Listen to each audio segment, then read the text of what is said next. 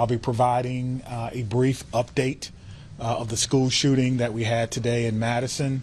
There is some information that we're not going to release because it's still an ever-evolving situation.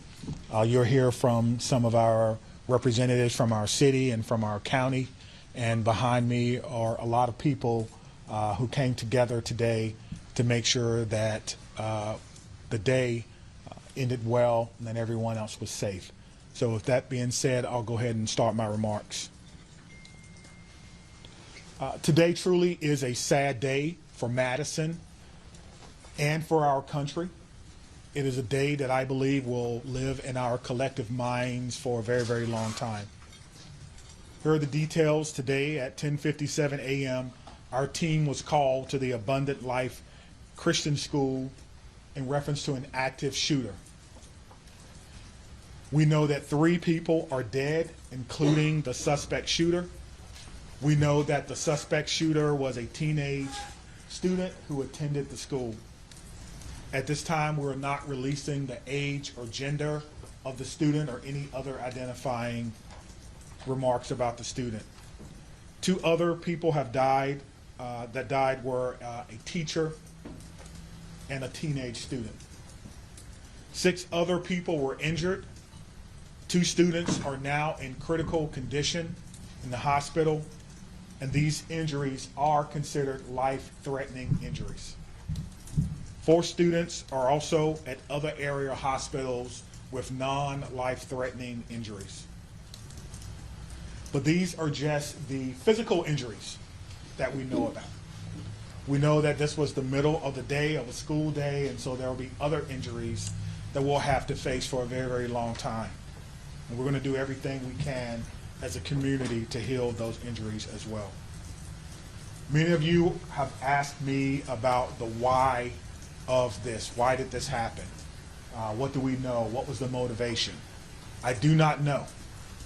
But I will tell you this, our detectives are working hard in the investigative process to find out as many answers as we can so that we can further prevent these things from happening, not only in this community, but in other communities around our country. I think we can all agree that enough is enough.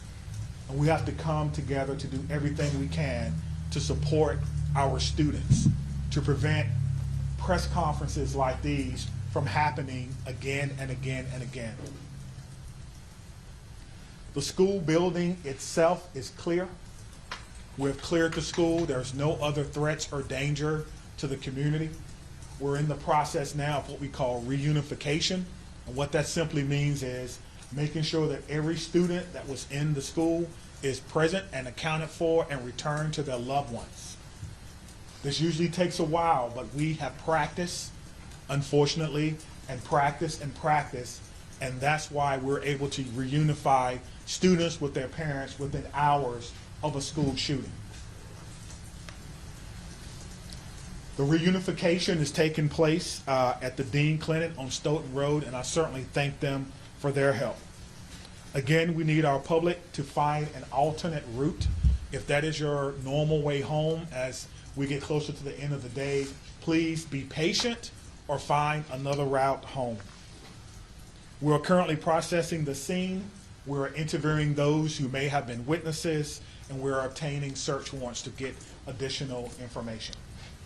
And lastly, I want to just say thank you to everyone who's standing behind me, the organizations and agencies that they represent, the men and women of the Madison Police Department and Dane County Sheriff's Office who selflessly ran into a building not knowing what they were going to encounter. Many of you know this about me, but I started my professional career, if you will, as a public school teacher back in 1997. And I taught public school for 4 years. It was one of the greatest joys of my life before becoming a police officer. And I can tell you what a special place our schools are. With that being said, we owe it to our community to do everything possible to ensure that it's not only a special place, but a safe place as well. And we're going to continue to do that. So we ask for your patience as information is coming in. We will do the best that we can to bring you accurate and timely information, but we want to make sure that our public knows that we're working extremely hard on this particular incident. There are a lot of people involved, and certainly we're going to come together as a community.